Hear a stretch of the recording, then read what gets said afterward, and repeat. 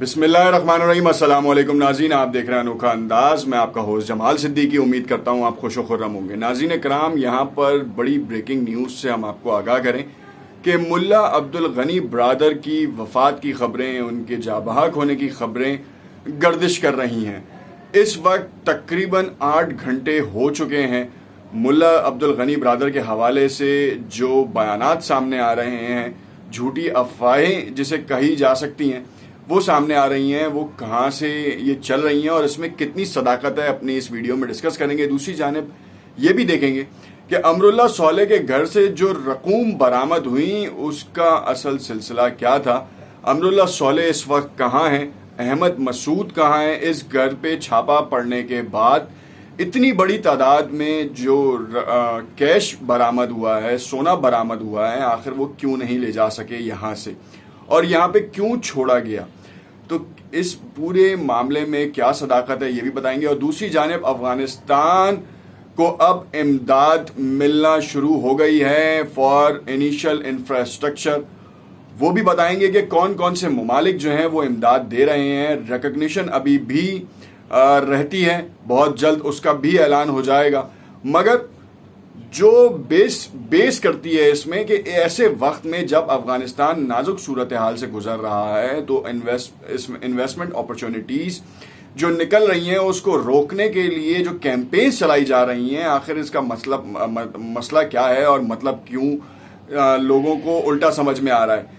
तीसरी जानिब ये देखेंगे, एमन अल जवाहिरी के बारे में हमने आपको बताया था कि उसामा के बाद जो एमन अल जवाहिरी अलकायदा के चीफ सरबराह चुने गए थे, उनकी तवील अरसे बाद मंजर आम पर आने की वीडियो तस्दीक हो चुकी है और अब बहुत से शकूक व शुबहात भी अपनी इस वीडियो में देखेंगे कि क्या जो मामलात चल रहे हैं और जो कहा जा रहा था कि अफगानिस्तान में पनपने के लिए अलकायदा बेताब है, तालिबान के बाद अलकायदा हो या दाइश हो, उसको पनपने के लिए बहुत ही आसानियां पैदा की जा सकेंगी।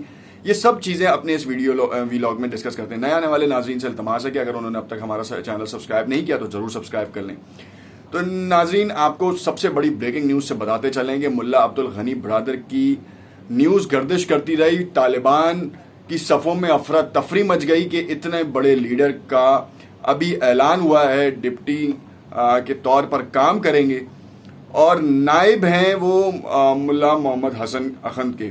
और तो और जो कहा जाता है कि इस वक्त जो तंजीम को एक इत्तेहाद के ऊपर रखा है मुल्ला हैबतुल्लाह के बाद, वो ये शख्स हैं मुल्ला अब्दुल गनी ब्रादर। और इनकी वफात की खबरें किस तरह से गर्दिश करी मैं आपको बताऊं कि कैंपेन्स किस तरह चली कि ये ट्विटर के ऊपर ट्रेंड चला कि मुल्ला अब्दुल गनी ब्रादर को जो उनके अपने अंदरूनी तौर पर मार दिया गया। फिर दूसरी खबर गर्दिश करती नजर आई कि इनको कोविड हो गया था, मंजर आम पर नहीं आ रहे थे और उनका इंतकाल हो गया है कोविड की वजह से, उनको दफना दिया गया है। फिर तीसरी खबर गर्दिश करती नजर आई कि क्लैश में जो है वो मारे गए हैं।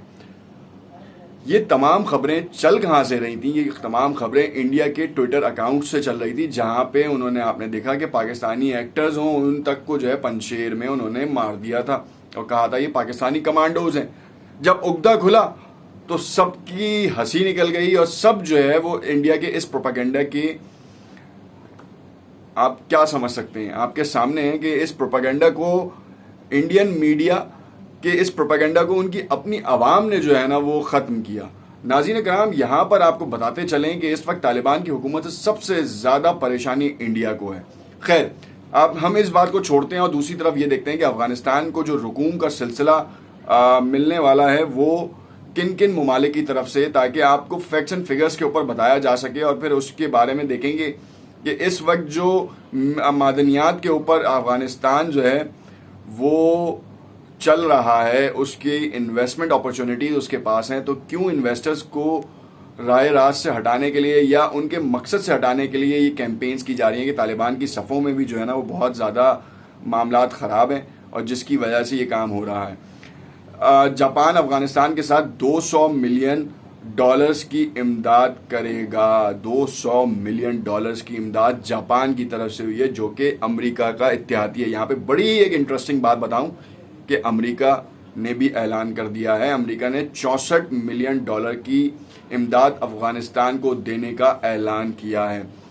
अब आप कैलकुलेट करते रहें, 264 मिलियन तो यहीं पे हो चुके हैं डॉलर्स। इसके बाद आपको बताता चलूं कि कनाडा ने भी $50 मिलियन की इमदाद का ऐलान किया है।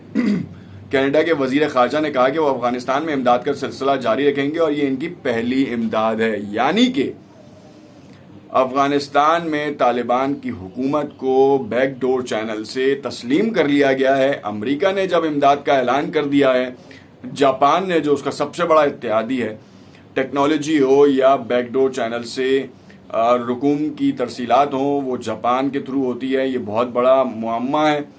चाइना से जो है बैर रखने वाला जापान और चाइना जापान से बैर रखने वाला, दोनों की राहें अलग अलग हैं। चाइना खुद पेनिट्रेट करता है और जापान अमेरिका के कंधे पे चढ़कर काम करता है।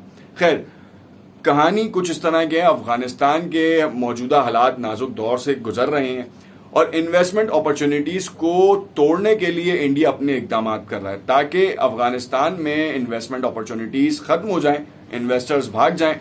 जो डिफरेंट ममालिक से कंपनियां यहाँ पे बिडिंग के लिए और इंफ्रास्ट्रक्चर की बेहतरी के लिए आना चाह रही थी, उनको रोकने के लिए ये काम किया जा रहा है।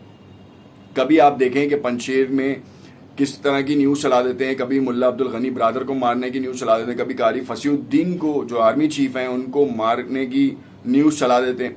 और तालिबान की सफ़ों में जो है दरारें डालने की कोशिश की जा रही हैं कि मुल्ला अब्दुल गनी ब्रादर को नाइब कर दिया, इस वजह से वो लड़ाई की वजह से वो बैकडोर चले गए हैं और वो छुप गए हैं और तालिबान के धड़ अलग होते नजर आ रहे हैं। मुल्ला हैबतुल्लाह मंजर आम पर क्यों नहीं आ रहे?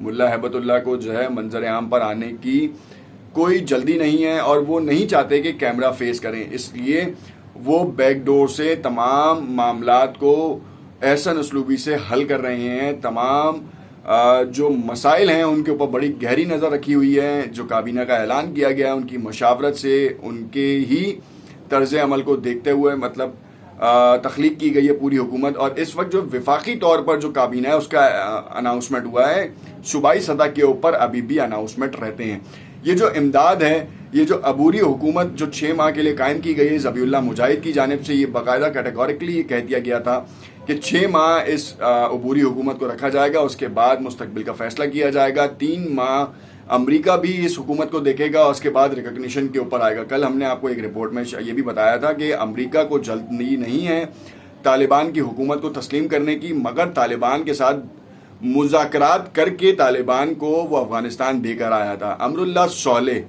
ये वो चीटर आदमी है जो ताजिकिस्तान भाग चुका है 3 सितंबर को और आज उसके घर से $65 लाख मिले हैं जो कि तालिबान के लिए एक असासा हैं।